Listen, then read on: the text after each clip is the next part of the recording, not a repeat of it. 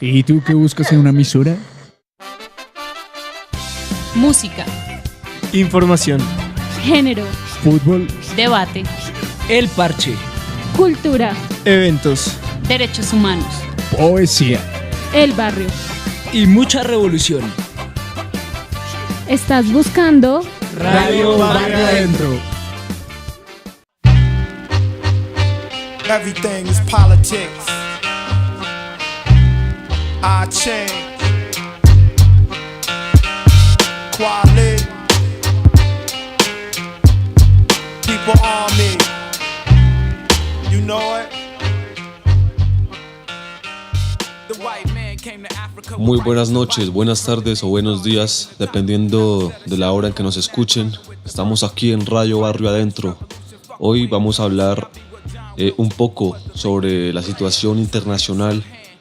Queremos hacer una nueva sección en esta radio que hable sobre la situación internacional, sobre lo que están viviendo, lo que está pasando en nuestros pueblos hermanos alrededor del planeta. Entonces queremos empezar el día de hoy, qué mejor que empezar hablando de nuestra hermana Venezuela, de la situación que está pasando el pueblo venezolano allí. Y por eso nos encontramos el día de hoy con 3 compañeros desde Caracas que nos van a relatar un poco mejor, nos van a contextualizar de una mejor forma, de una mejor manera sobre la situación que está pasando allá el pueblo venezolano. Entonces, bienvenidos compañeros, un gusto tenerlos acá. Quisiéramos saber sus nombres, a qué se dedican y pues nada, bienvenidos. Un saludo y un fuerte abrazo a todos los compañeros que hacen vida de la radio Barrio Adentro. Mi nombre es Richard Pérez. Vanessa Molina, Y Cristian Briceño. Nosotros formamos parte del equipo editorial de la Checa BCK. una página dedicada a la formación política y a la difusión del marxismo-leninismo. Síganos en nuestras redes sociales en Facebook, Twitter e Instagram. Bueno, claro que sí, ahí estamos pendientes de la página de la Checa, muy buen contenido, muy interesante lo que publican allí, ahí estamos. Y ya entrando con las preguntas, compañeros, quisiéramos saber realmente, ustedes que viven la situación allá en carne propia, ¿cómo está la situación allí en cuanto a las necesidades básicas como la comida, la educación, la salud, la vivienda? ¿Es realmente cierto lo que dicen los medios aquí y allí? Lo que dice la gente, digamos, también de izquierda en el continente que afirma que la situación es muy distinta a la que nos cuentan. ¿Cómo está la situación realmente allí en Venezuela? Porque también se ha hablado de una guerra económica. ¿Hay una guerra económica contra el gobierno de Maduro? Bueno, la situación económica en Venezuela es bastante difícil. No se puede tapar la realidad con un dedo y la verdad es que sobre todo la clase trabajadora ha sufrido los embates de la crisis en el país. Esta crisis se debe fundamentalmente a la disminución de los ingresos al país por parte de la exportación petrolera. Los precios del barril de petróleo, como todos sabemos, bajaron drásticamente, a la mitad de lo que estaban. De $100 bajó a 34, después subió un poco a 50, pero todavía no ha sido suficiente como para arreglar los problemas de ingreso. Y esto se tradujo en un recorte de las importaciones de alimentos y medicinas,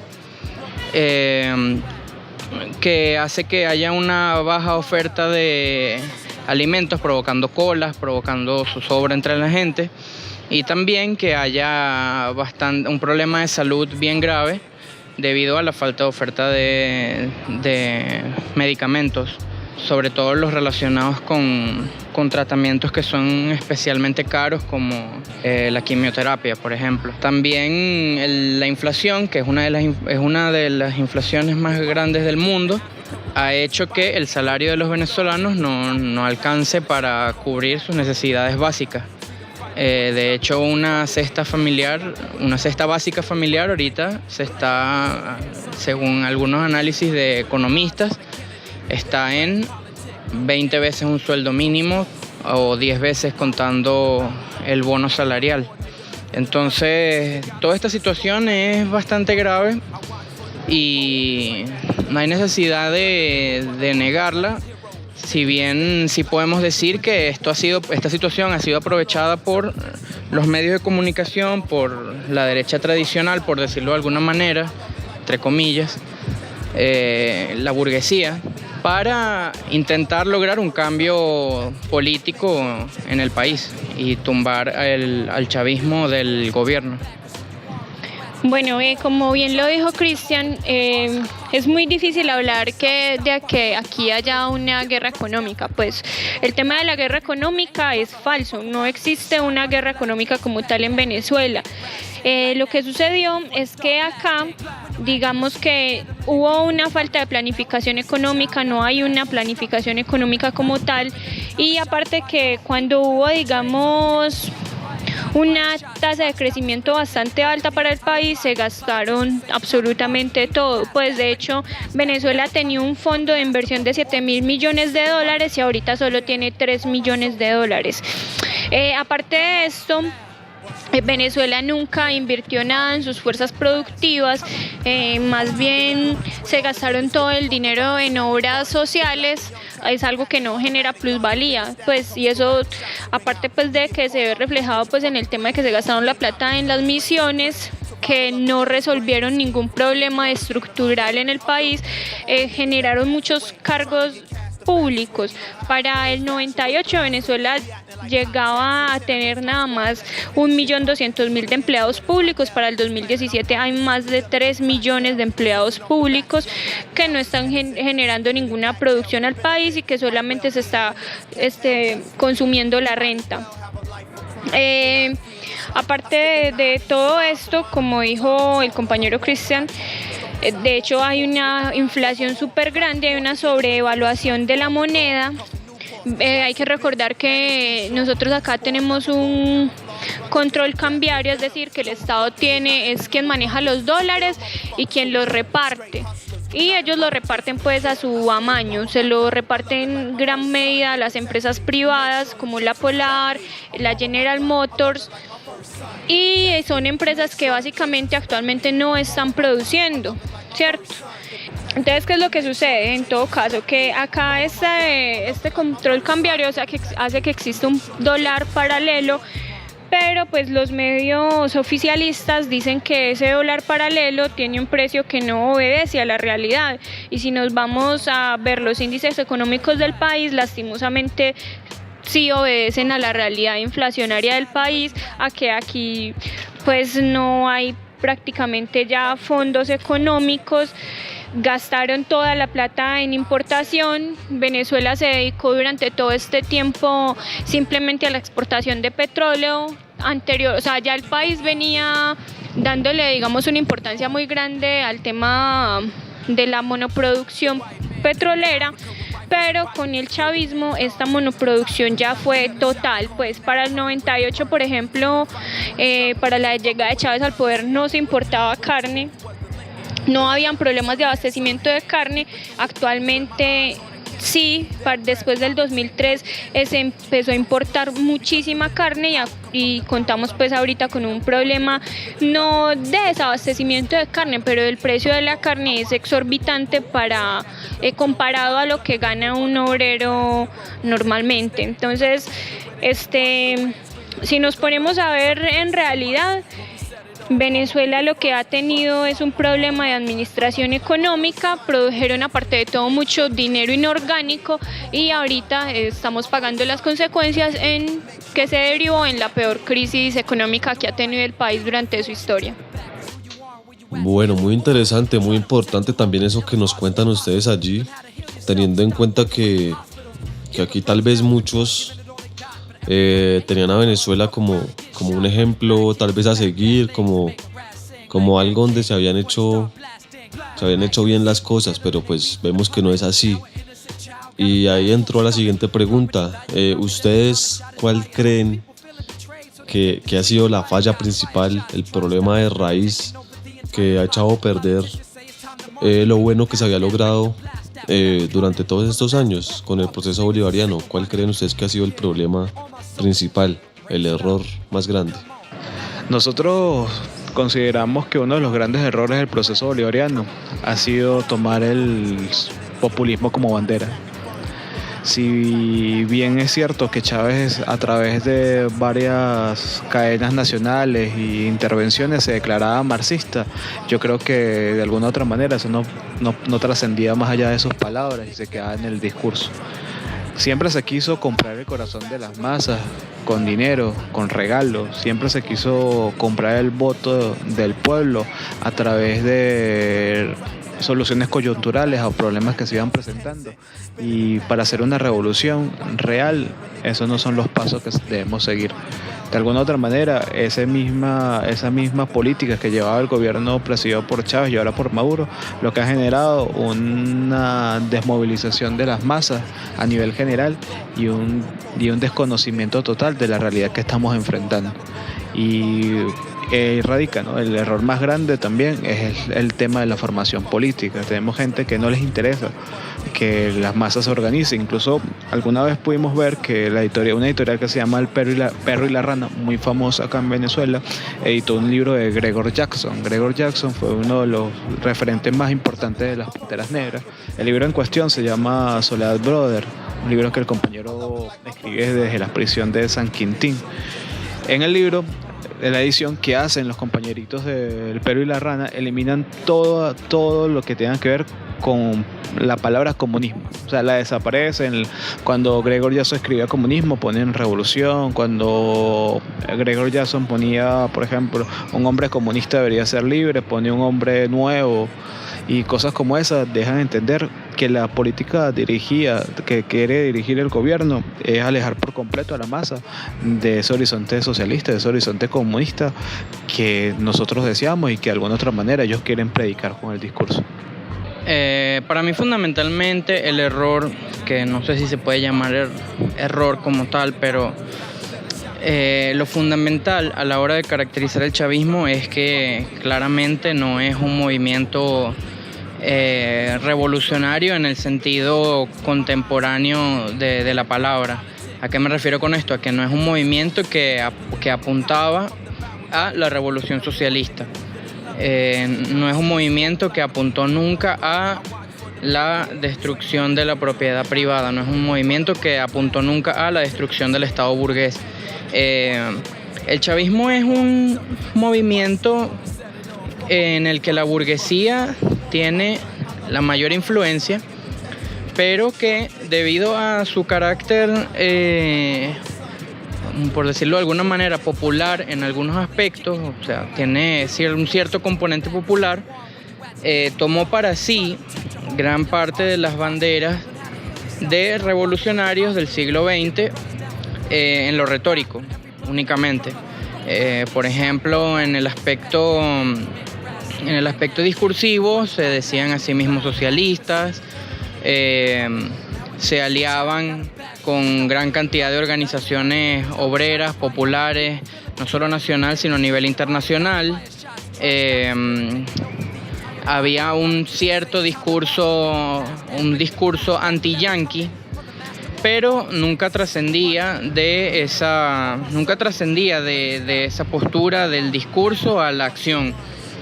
Aquí nunca se tomaron genuinamente acciones en contra de los capitales estadounidenses que aquí se desarrollan. Aquí no se toman acciones contra capitales transnacionales que aquí mantienen a los trabajadores en condiciones infrahumanas. Véase en Guayana, en el Orinoco, donde en la faja petrolífera del Orinoco, por cierto, hay gran cantidad de empresas internacionales aprovechándose del petróleo venezolano. Son varios aspectos, pero creo que lo fundamental de todo esto es entender el carácter de clase del chavismo, un carácter que no iba necesariamente hacia la revolución, que no iba a la revolución más bien, y que, sin embargo, sí dio una serie de reivindicaciones económicas muy importantes, que son por las que gran parte del pueblo pues los apoyó en su momento, Pero ahora, dado que se acabó el ingreso para mantener esas reivindicaciones, bueno, vemos que el pueblo está se está poniendo en contra de ellos. Para agregar un poquito a lo que decía mi compañero Cristian, creo que el gran problema del pueblo venezolano es que es un pueblo que, como lo resaltábamos en la respuesta anterior, no está políticamente educado, ni para hacer frente a sus retos cotidianos, ni mucho menos para enfrentar una crisis como esta. Y eso ha generado no solamente una abstención o un descontento de la masa chavista, sino que también para nosotros como marxistas se nos hace muy difícil querer organizarlo, porque hay un rechazo de por medio. Porque a través de los medios de comunicación que responden a los intereses de la derecha tradicional, se hace una campaña de que, bueno, el socialismo es el que te está dejando sin alimentos, el socialismo es lo que te está dejando sin comida, el socialismo es lo que te está dejando sin salud, y nosotros planteamos un esquema más radical y te dicen, hey, no, por acá no es, ¿no?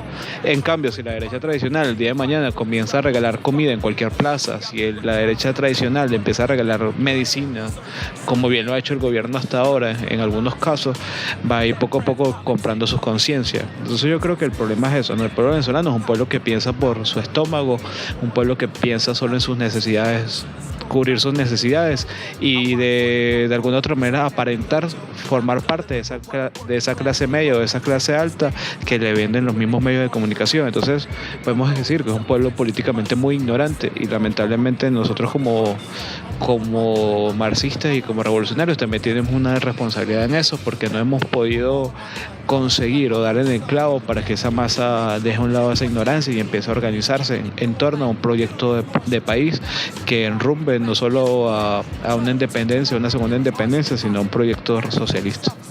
Claro, hay que resaltar que Chávez, queramos o no, vino a llenar un vacío que dejó la izquierda muy grande. Aquí, si bien hubo guerrillas y pues perdieron la guerra militar contra el punto fijismo, el Partido Comunista es un partido reformista que nunca se ha preocupado por encauzar la rabia de las masas, ni por organizar al pueblo, ni por ideologizar al pueblo.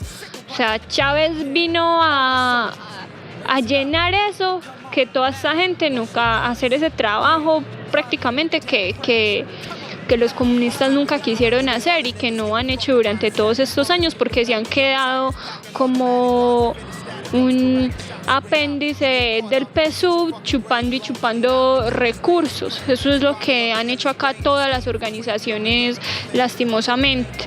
Entonces creo que si bien tenemos un gobierno nada socialista, por otro lado, digamos que se dieron ciertas libertades que pudieron haber facilitado el hecho de que se organizaran cosas importantes, pero tampoco se hizo. O sea, acá la culpa creo que es de todos, de los unos por no organizarse y del gobierno por no tener ninguna voluntad política también de educar a las masas y demás. Creo que ahí juegan intereses por parte y parte. Todo el mundo, digamos que estaba o ha estado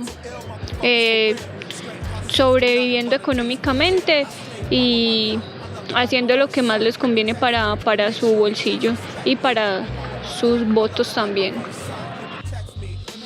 Bueno, también muy interesante eso que nos cuentan aquí, ya que es verdad, o sea, si no te encargas de educar a las masas, al pueblo, que no se forme políticamente, pues tampoco estás apuntando a una revolución socialista, claramente.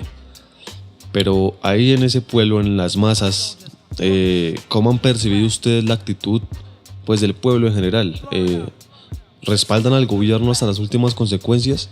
¿O tal vez es más el descontento, incluso en la gente que siempre apoyó a Chávez, a la revolución bolivariana? Es claramente un descontento el de la gente, pero en mi opinión en lo electoral no se ha reflejado todavía. En las últimas elecciones la oposición tuvo la misma cantidad de votos que tuvo con Chávez estando vivo. Lo que hubo y lo que hay actualmente es una abstención mayoritaria de la población.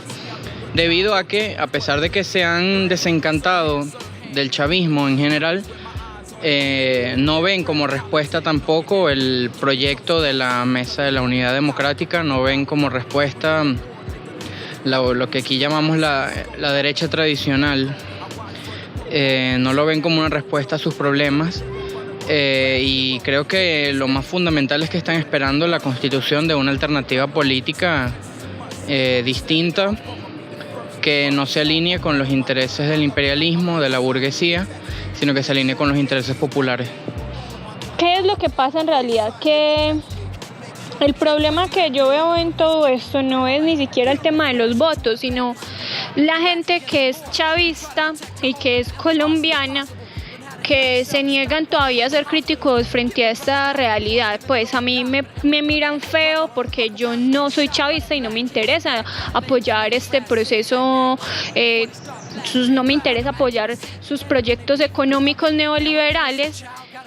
Entonces a mí me miran feo, me he ganado pues que me digan un montón de cosas y a mí la verdad es que no me importa, pero entonces el problema viene cuando estos compañeros son chavistas acérrimos, que no son capaces de ver con ojos críticos este proceso que nos ha hecho bastante daño y quieren empezar a exportar este modelo económico fallido hacia Colombia, por ejemplo. De todas maneras, hay que esperar a las elecciones.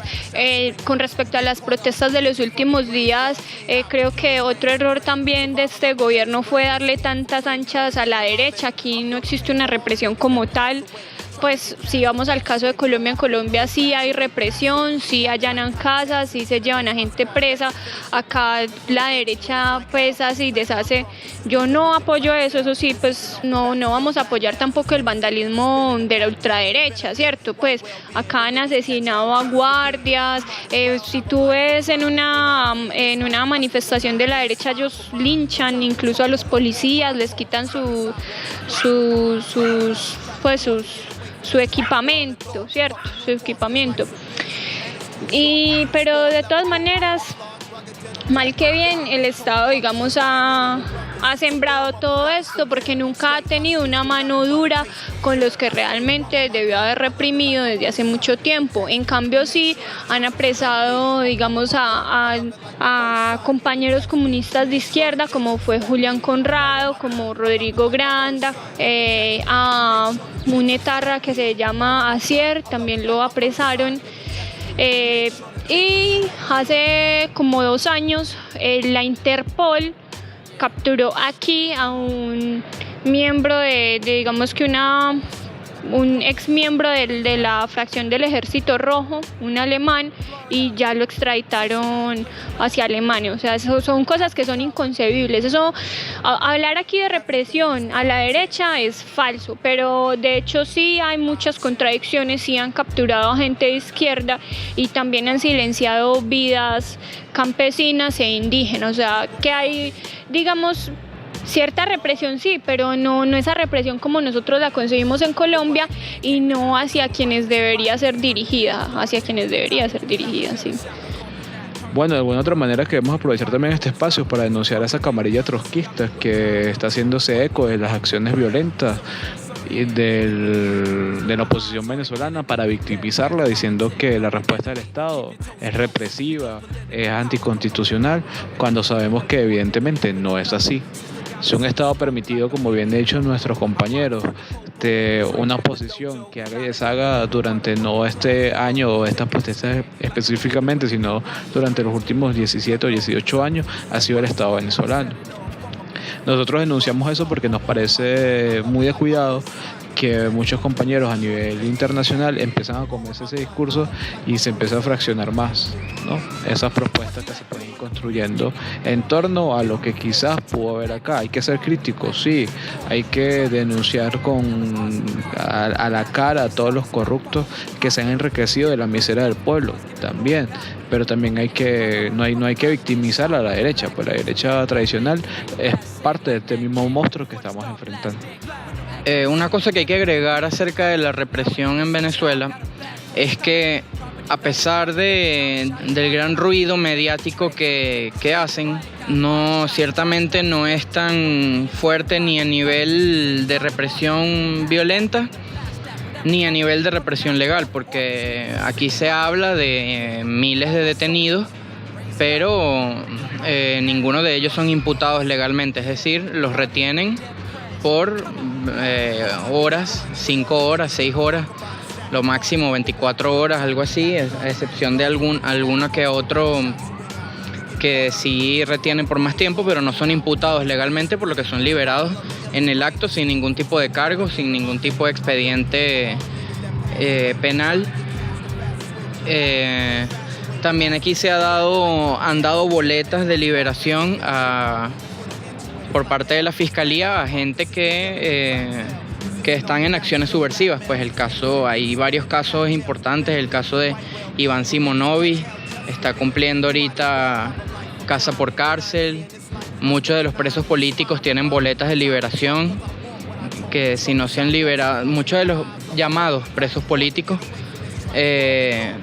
como por ejemplo John Goicoechea, uno de los más sonados, tiene efectivamente una boleta de liberación emitida por la Fiscalía, es decir, él va a salir sin expediente legal, no está imputado realmente. Y así con bastantes de los detenidos en las últimas marchas se dejan ir de inmediato. Tampoco se ha utilizado munición real en las marchas, se utilizan las bombas lacrimógenas que se utilizan en cualquier parte del mundo. Y muchos de los muertos han sido por circunstancias completamente distintas a las que se quiere hacer ver. O sea, no es que el gobierno ha mandado a matar específicamente gente, sino que han sido por circunstancias que deben ser estudiadas más específicamente. Por lo menos el caso el reciente caso de Paola Ramírez, asesinada por otro civil durante la propia protesta. El caso de Jairo Ortiz sí es un caso un poco más sonado. Sí fue asesinado por un policía, pero no era un guardia nacional que iba a atacar la represión porque sí. O sea, hay que analizar cada caso y uno haciendo eso se da cuenta de que realmente una represión violenta como hay en otros países no es el caso venezolano. De hecho, hay que decir que en realidad nunca aquí le han dado muchas libertades a la derecha, incluso para el golpe de Estado del 2002, cuando asesinaron un montón de gente en Puente Yagún, unos francotiradores pues por la derecha. Acá nadie está preso por eso y los culpables siguen campantes en la calle haciendo todavía política. Bueno, y después de esto tan importante que nos están contando, vamos con una pausa y seguimos acá con nuestra entrevista el día de hoy, hablando sobre la situación que está viviendo Venezuela. Entonces vamos a una pausa, vamos con una canción, Carlos Puebla. Seguimos aquí en Radio Barrio Adentro. Ya volvemos. Fuck around and get shot by these black kings who pack Gatlings to make a rat sing like Nat King before they start blasting with no accuracy, handling they beef in the public.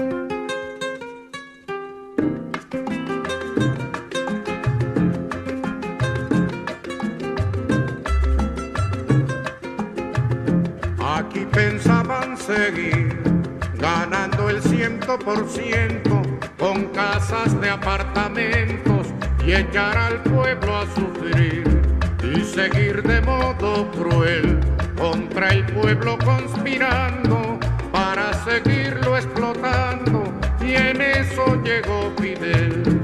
Y se acabó la diversión, llegó el comandante y mandó a parar. Y se acabó la diversión, llegó el comandante y mandó a parar.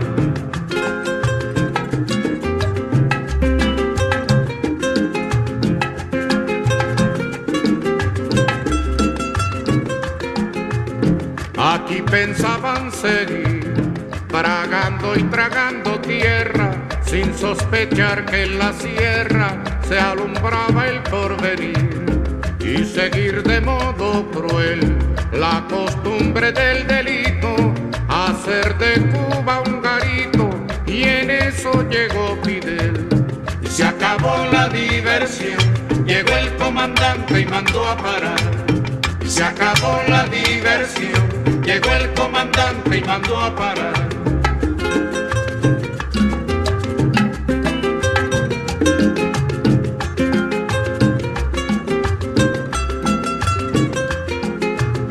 Aquí pensaban seguir diciendo que los cuatreros, forajidos, bandoleros, asolaban al país y seguir de modo cruel con la infamia por escudo, difamando a los barbudos. Y en eso llegó Fidel y se acabó la diversión. Llegó el comandante y mandó a parar.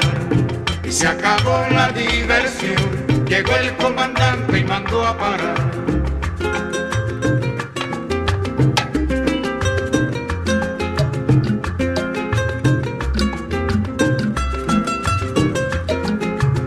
Aquí pensaban seguir jugando a la democracia y el pueblo que en su desgracia se acabara de morir y seguir de modo cruel sin cuidarse ni la forma, con el robo como norma.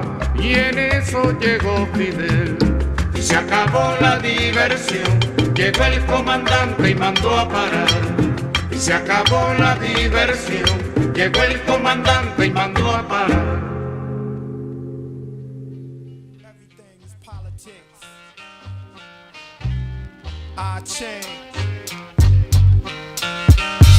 Quali, people on me, you know it. The white man came to Africa. Bueno, y después de esta bonita canción de Carlos Puebla, seguimos aquí en Radio Barrio Adentro. Nos encontramos el día de hoy con 3 compañeros, Richard, Vanessa y Cristian, que nos relatan un poco sobre la situación que está viviendo allá Venezuela.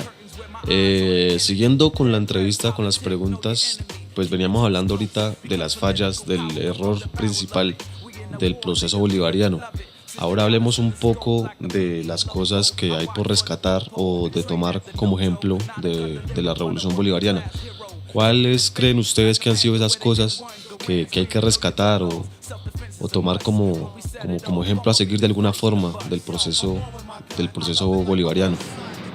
Bueno, se pueden rescatar algunas de las libertades democráticas que se han dado aquí, una cierta libertad de expresión, un cierto respeto a los derechos humanos en cuanto a las protestas, en cuanto a las manifestaciones.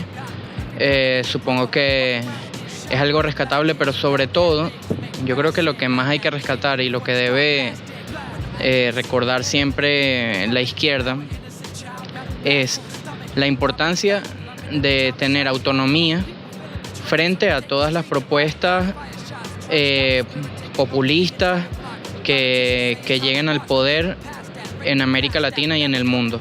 Todos tenemos que vernos, revisarnos y críticamente decir que no podemos dejarnos llevar por propuestas que discursivamente se dicen revolucionarias, y dejar de denunciar lo que haya que denunciar. No podemos dejar de lado la construcción de una opción verdaderamente revolucionaria de la mano de los trabajadores, estudiantes y campesinos.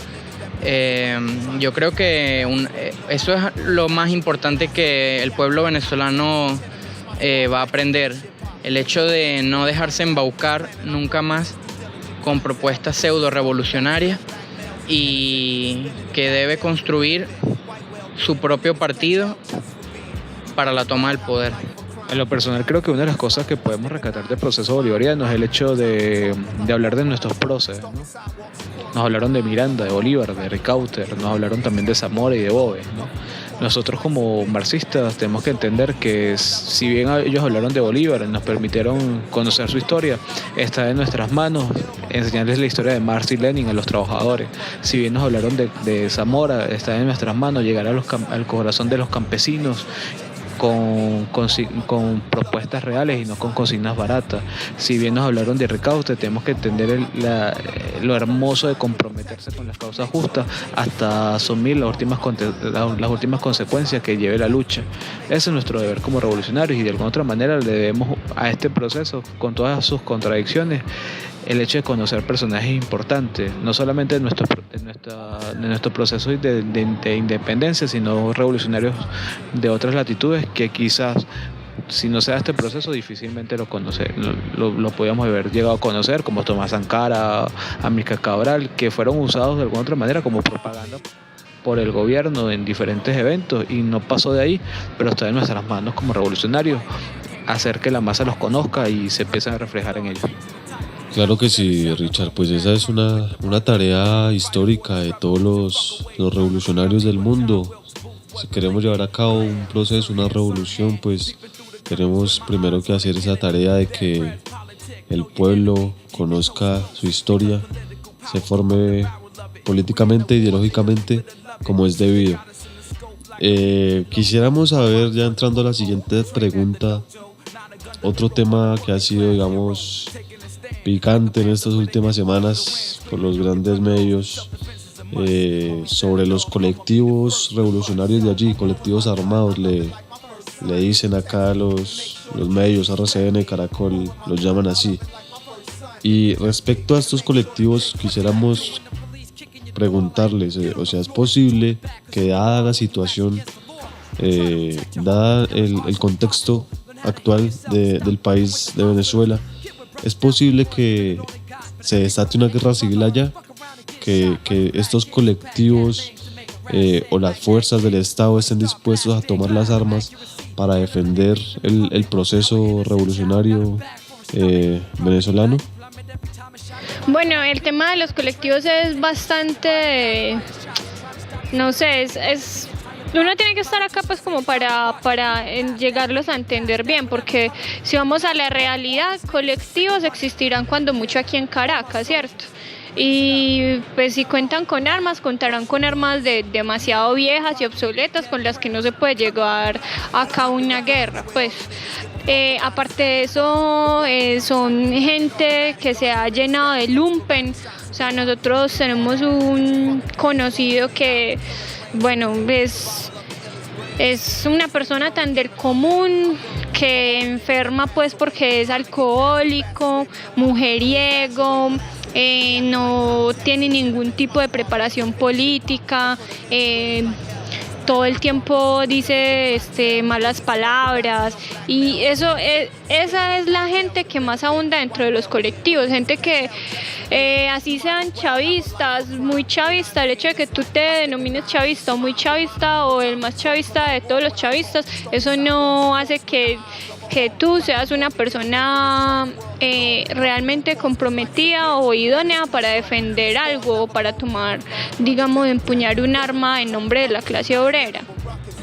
En general, los colectivos funcionan como guardianes pues del orden público en ciertas y muy determinadas ocasiones, pero como dice la compañera, son primero muy pocos, segundo están llenos de lumpen, tercero tienen algunas que otras armas, pero no las suficientes como para decir que van a jugar un papel destacado en una guerra civil. No creo que vayan a jugar un papel destacado, creo que eso va a ser monopolio de la Fuerza Armada Nacional. En algunos colectivos lo que han hecho es que se alían con ciertos comerciantes de zonas populares, bueno, para protegerlos de conatos de saqueo. Algunos tienen zonas de paz o de tregua con bandas de AMPA, en las que mantienen un cierto orden en las zonas, pero poco más. O sea, no veo que vayan a jugar un papel destacado en nada. Lo que sí se les ha dado es mucho ruido mediático, pero es por un tema de imagen, de que aquí el AMPA se ha asociado mucho a los motorizados y los colectivos se han asociado muchísimo a también ser motorizados, pero poco más. No les veo un gran papel en el porvenir. Nosotros, bueno, yo puedo considerar que los colectivos de alguna otra manera encarnan todo lo que no debe ser una organización marxista, ya que de alguna otra manera representan todo lo que nosotros combatimos en cuanto a moral revolucionaria, así se dice.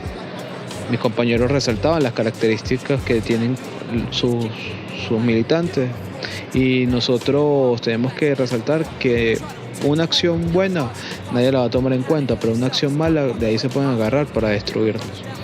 Nosotros no creemos que estos compañeros sean nuestros enemigos de clase, ni mucho menos. Todo lo contrario, los consideramos como quizás un potencial cuadro si el día de mañana empiezan a estudiar, se empiezan a plantear ir más allá de consignas, sino ir detrás de propuestas consecuentes con la lucha de la clase obrera, y si se llegan a plantear también la necesidad de la construcción de un partido revolucionario en todo el sentido de la palabra, creemos que serían compañeros y compañeras ganadas para la lucha, pero mientras que sigan divagando entre los mares de la ignorancia, más daño es el que le van a hacer a la revolución que el que favor. Bueno, también considero muy importante aterrizar esa realidad allá, porque también hay mucha gente que tenían un concepto muy diferente a estos colectivos de allá de Venezuela. Tenían realmente una concepción un poco más, un poco más revolucionaria, lógicamente. No se trata pues de desprestigiar nada ni de hablar mal de lo que hay, simplemente hay que ser críticos, y creo que ante todo siempre prima la verdad, sea cual sea. Y bueno, ahí también quiero preguntarles, ya entrando a la siguiente pregunta, que es concretamente, ¿ustedes creen que alguna vez Venezuela fue socialista? No, claramente nunca fue socialista. Hay varias cosas que hablar al respecto de ese tema.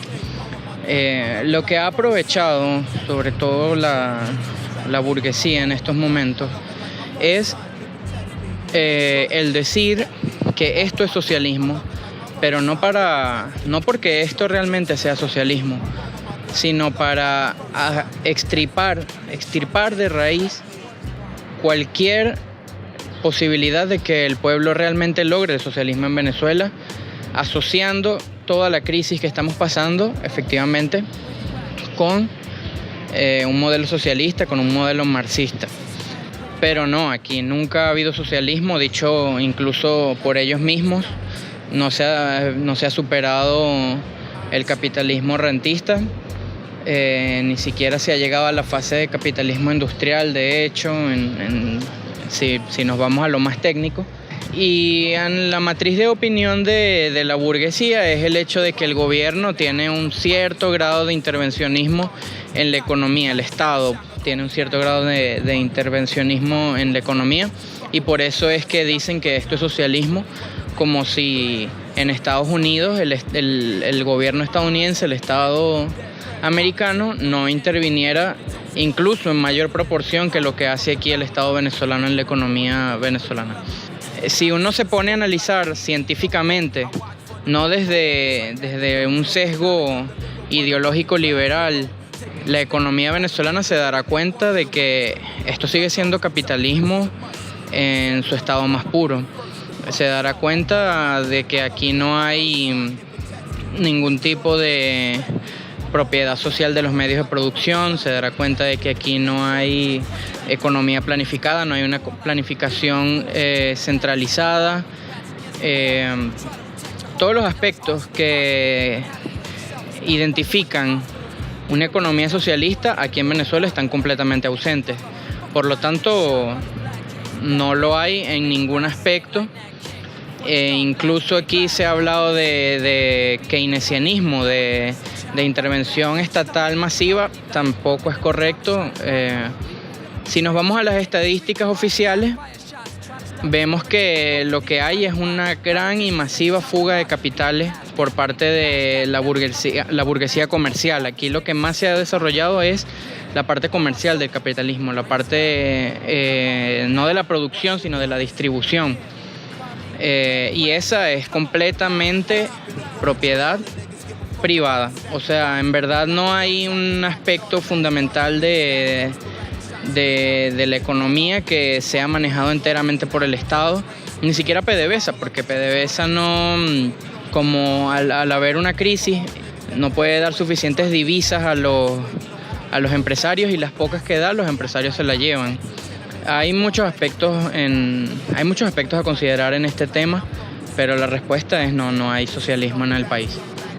No, además acá en realidad se nos habla de que hubo expropiaciones, y acá nunca hubo expropiaciones. Sí compraron empresas como El Éxito, incluso le compraron a Emilio Botín lo que hoy es el Banco de Venezuela 3 veces su valor. Pues ningún gobierno socialista va a comprar un banco y después hablar de expropiación. Pues acá nunca hubo una sola expropiación. Hubo algunas fábricas bajo el control obrero como Sidori Industrias Diana, pero estas empresas pues no duraron así mucho tiempo en realidad. Ya actualmente hay unos militares a la cabeza de estas dos empresas, y básicamente pues ni económicamente ni políticamente Venezuela puede llamarse socialista, pero muchos socialdemócratas han querido decir que esto es socialismo, y en realidad pues lo que han hecho es ablandar a las izquierdas de América Latina, tanto acá como en Colombia, en Argentina, etcétera. Pues han querido hacernos ver esto como la panacea, pues, y en realidad no. La verdad es que no, nos han hecho perder el horizonte socialista y nos han presentado propuestas reformistas como lo máximo a lo que debemos aspirar, y no debería ser así. En algún momento quizás se planteó un proceso de liberación nacional, pero dentro del mismo proceso bolivariano se fue perdiendo su rumbo, y hoy se encuentra en un proceso derechizado por completo. Tanto al punto de que se hable de una derecha tradicional y de una derecha en el poder. Bueno, muy triste, muy preocupante también todos estos relatos que llegan desde Caracas, y ustedes, compañeros, pues porque muchos acá creímos que Venezuela por lo menos había sido socialista alguna vez, y pues vemos que no es así, y creo que hoy se refleja y se rectifica esa realidad más que nunca. Y pues bueno, es muy preocupante, muy triste también esta situación. Ya entrando a la siguiente pregunta, quisiéramos saber si ustedes consideran que hay diferencias entre lo que fue la etapa de Chávez y lo que es ahora la etapa de Maduro. ¿Consideran que hay diferencias entre ellos dos? ¿Cometieron los mismos errores? ¿O cómo ven ustedes eso? Yo creo que la mayor diferencia entre Chávez y Maduro es que Chávez tuvo el precio del barril del petróleo a $100 y Maduro lo tuvo a 34, después 45 y ahorita 55. En verdad no hay mayor diferencia para mí. Mucho del llamado trotskismo ha querido hacer ver unas ciertas diferencias, pero son más que todo a nivel discursivo. Les parece que Chávez tenía un mejor discurso, tenía mayor presencia, tenía un supuesto mayor control de militares. No estoy de acuerdo, creo que es básicamente el mismo gobierno con un distinto hombre a la cabeza. La inversión extranjera ha sido siempre la misma. La entrada de capitales internacionales a Venezuela empezó con Chávez en la faja del Orinoco, y ahorita debido a la baja de los precios del petróleo se tuvo que abrir el mercado de las minas, haciendo esto del arco minero, bastante denunciado a nivel internacional y nacional también, pero si Chávez hubiese estado en el poder en estos momentos hubiese sido exactamente lo mismo. Y esto es porque no se puede contrarrestar las leyes del capitalismo sin un cambio revolucionario, que no lo hubo. Por tanto, todos los gobiernos están sujetos a las leyes del desarrollo del capitalismo y todos los gobiernos están sometidos a que tenga que haber inversión extranjera en Venezuela por parte de las transnacionales. Por lo tanto, no veo diferencia. Bueno, muy bien. Nos vamos con nuestra segunda pausa y vamos con la canción Vamos, de Intifada, de Puerto Rico. Baquiné pa'l comandante, una canción que compone o que sale mejor a la luz cuando a los pocos días de que Chávez fallece. Creo que identifica un poco lo que estábamos hablando acá en esta entrevista, cuando estábamos convencidos y estábamos esperanzados de que el proceso bolivariano se encaminara hacia el socialismo. Entonces suena Intifada, vamos, Baquiné pa'l comandante. Heard the name start changing the titles. Now instead of Shaka, call me Nat Turner with the burner. Freedom fighter for this revolution. Fuck away, Journal. See, I be what John Wilkes Booth was the Lincoln.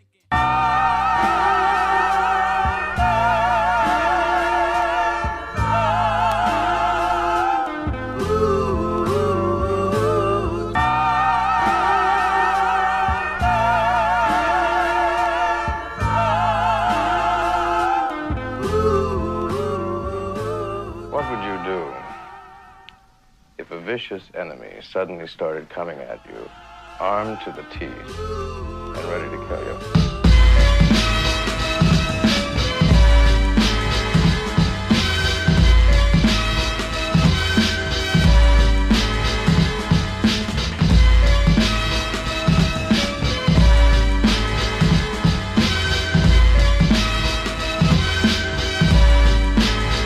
Estudiantes, inventores, cirujanos, contadores, abogados, publicistas, arquitectos, profesores, gobernantes, locutores, pastores de piraña, diagnosticando la historia, enredando ese mañana, van tejiendo telaraña, amarrando las muñecas, entrenando las arañas dentro de nuestra cabeza con la espuma de cerveza, su miel envenenada, un vacío en las barrigas y en la escuela nada, entre la saliva para ahogar ese naufragio de la barca del futuro, pero yo no me contagio, encerrando los colegios, incendiando panfletos, dibujando laberintos con su torta de cemento, practicando experimentos, mejorando su armamento, falsifican los diplomas y los llenan de argumentos. Fui un pequeño bolchevique, rebelde de escritorio, anunciaron que había muerto y me perdí su velorio. Vi una sábana infinita con semillas de futuro florecer la primavera, hoy su fruto está maduro. Libertador no azarado sobre un mar embravecido, hoy tu fruto está maduro. Vamos a repartirlo, vamos a distribuirlo, dividirlo y expropiarlo para colectivizarlo. Vamos a pavimentarlo,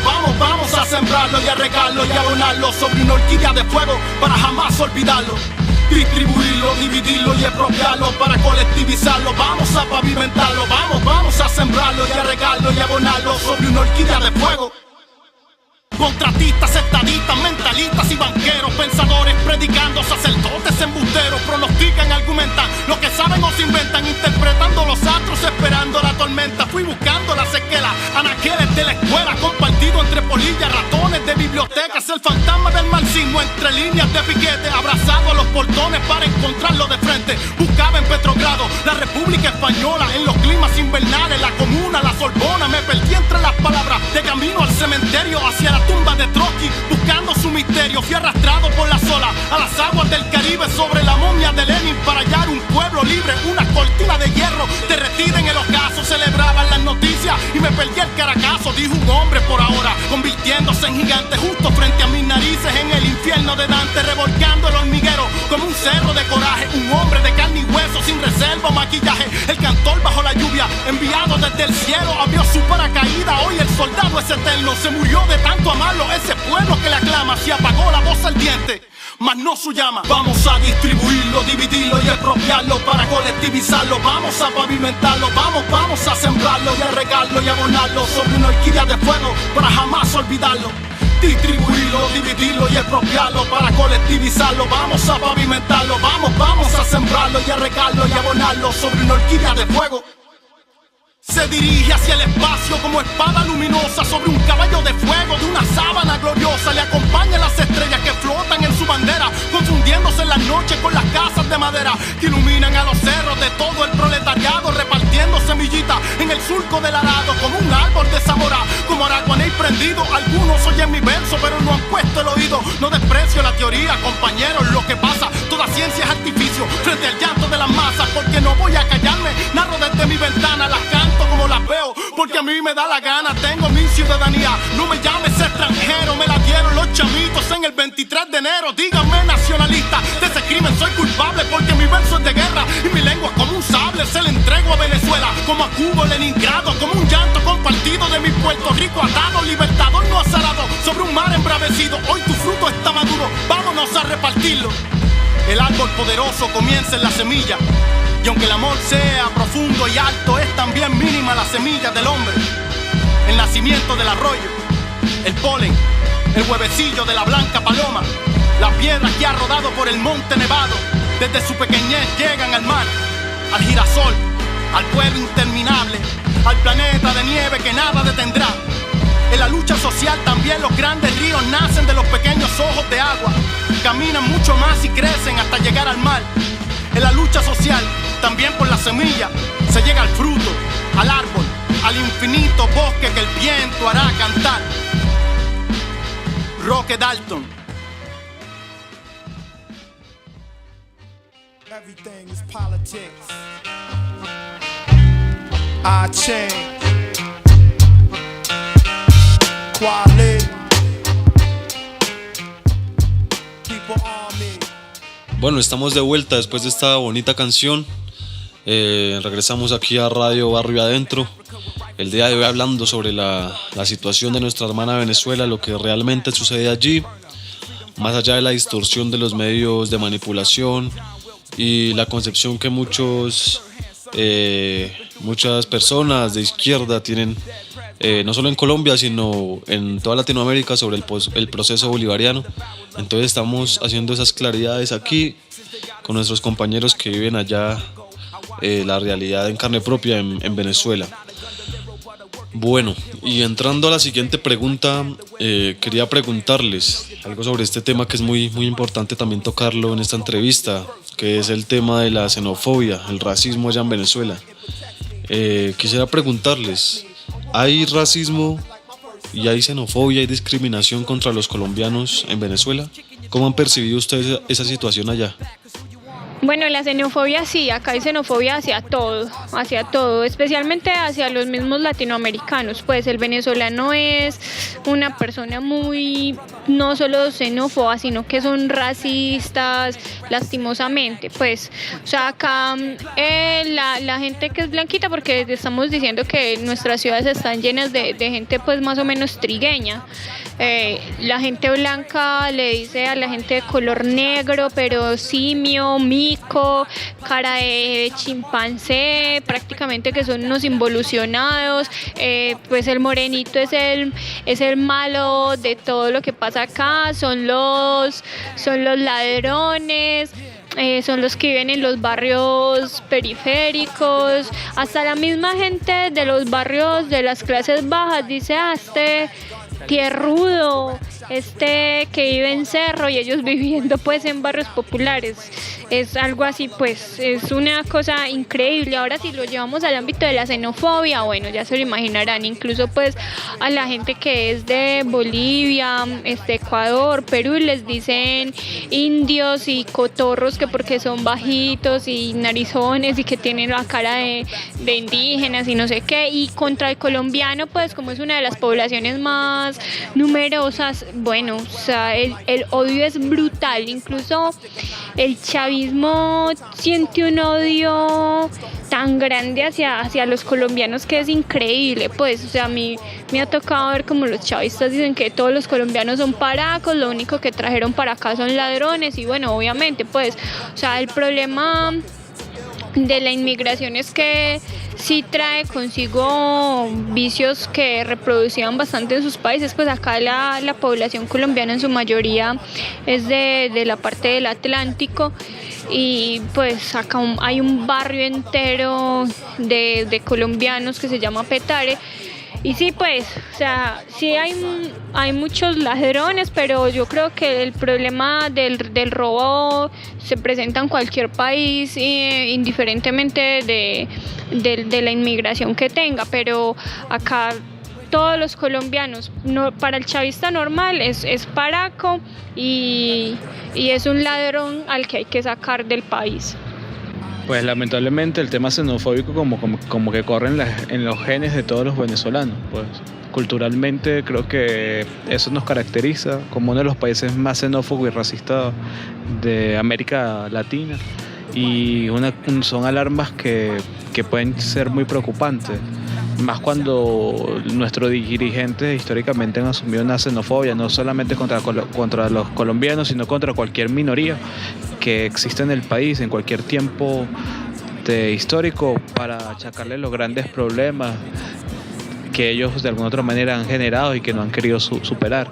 Siempre no hay alimentos, no es porque le estemos dando nuestros dólares a empresas privadas o porque no estemos produciendo, no hay alimentos porque la empresa privada produce fruto de los dólares que nosotros le damos, pero es que hay un enemigo interno que es el colombiano y se lo lleva. No hay alimentos porque lamentablemente la lacra que viene de afuera, sea de cualquier nacionalidad, nos está quitando nuestros alimentos e incluso nuestros puestos de trabajo.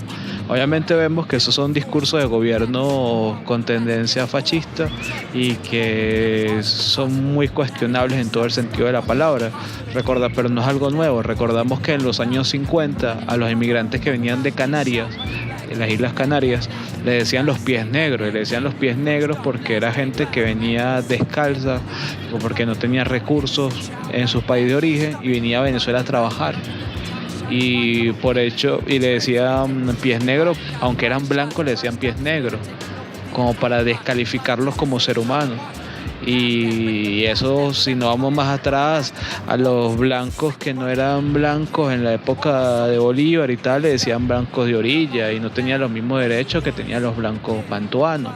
Y así, por ejemplo, venimos reproduciendo esos males de la colonia y actualmente nosotros no hemos querido, o nuestro gobierno no ha querido hacer esos cambios culturales tan necesarios, aunque Chávez en algún momento dentro de su populismo dijo: yo soy colombiano como el que más colombiano. Sabemos que eso no pasó más del discurso. Igual muchos compañeros quizás escuchan esto y dicen que es mentira, que se le han dado muchas cédulas colombianos, que se le ha dado mucho incentivo a la comunidad colombiana para que forme parte del proceso bolivariano. En parte es verdad, pero lo que hay detrás de eso es que se quiso comprar el voto de la comunidad extranjera más grande de Venezuela con ofrecimientos banales, que si nacionalidades y cosas así. Bueno, muy preocupante también eso que nos cuentan ustedes, compañeros, ya que pues es triste enterarse de que la realidad en Venezuela en cuanto al racismo, la discriminación, la xenofobia es igual que acá en Colombia, donde también se discrimina al afrodescendiente, al indígena, bueno, infinidad de cosas, creyéndose superiores, sabiendo que somos lo mismo, y creamos que de pronto en Venezuela no estaba tan marcado esa situación, pero bueno, también preocupante eso allá. Ya cerrando el programa, compañeros, quisiera saber ustedes qué creen que le espere a Venezuela en el futuro. ¿Creen que la derecha va a volver al poder? ¿O qué pasará? ¿Qué creen que pasará respecto a eso? Pues la derecha tradicional, sí, evidentemente entre poco vuelve a retomar las grandes parcelas de poder que perdió, pero actualmente podemos decir que la derecha que se ha forjado al calor del chavismo ya está en el poder y difícilmente quiere soltarla, pues.